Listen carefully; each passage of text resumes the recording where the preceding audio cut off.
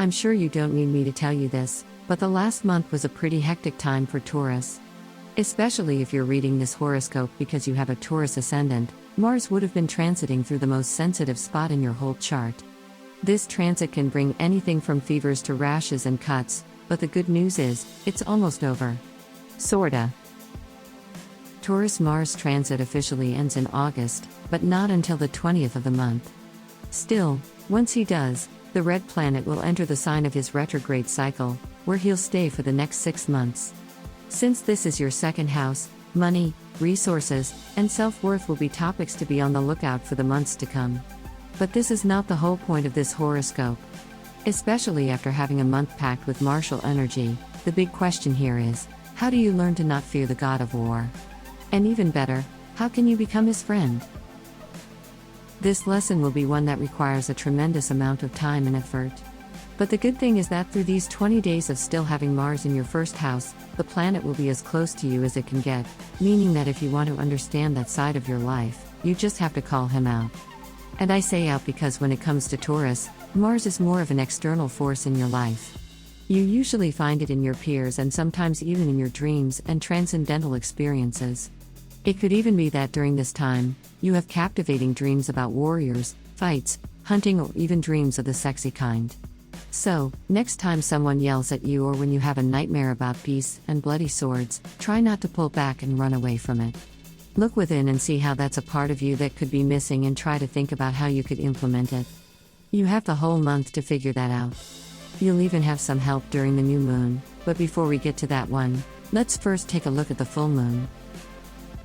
August full moon happens on the 11th of the month and in your 10th house of activity, reputation and career. Without sugarcoating it, this is not necessarily the biggest harvest full moon. Though it's common to see posts on the internet talking about how a full moon is a time to reap the benefits of your manifestations, that's hardly true.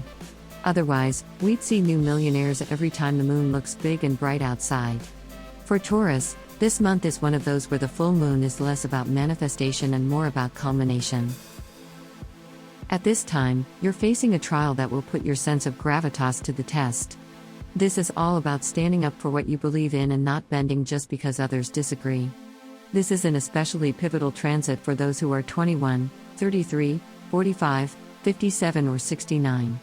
Although if you were born during the day, you're more likely to be praised for your defiance and self-certainty.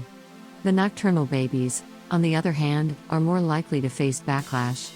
Still, neither are necessarily good or bad. The people getting rewarded could be receiving such treatment for the wrong reasons, and those who are receiving pushback might get pushed toward an even better direction. The only thing this means is that you'll have to be on your toes and pay attention to how the public reacts to you. You can be sure that your moves will be carefully scrutinized. What you do with that is up to you. Now, back to the new moon of the 27th of August. Why did I say the new moon will lend you a helping hand with understanding Mars? Well, this is because Mars will be dominating the lunation. This means that as the sun rises, Mars will be strictly at the top of the sky overseeing the day's inception. It's in control of what happens within the day. Now, if you remember something we covered earlier, Mars is more likely to be found in people in your life or in the less tangible spaces of your waking life. Because this lunation is happening within the constraints of your 5th house, it can mean that your partners or adversaries will be in control of your creative ideas and pursuits. And the reason why this is such a great lesson on how to Mars is that the only way to get back in control is through exerting some level of aggression. Through these times, you'll be asked to fight for what is yours.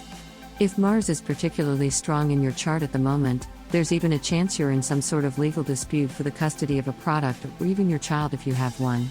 If that's the case, Mars is inviting you to be fierce, or even better, to ally yourself with people who can counterbalance these skills that might not come as naturally to you. If you have that one friend who will get into a fight for you, now is the time to call them. August is a bit of a stressful month for Taurus and everyone else. Yet, stress can be a hell of a friend when you need to get things done, and if Mars is running the show, you know that's the end goal. So don't be shy. Go out there and get what you want.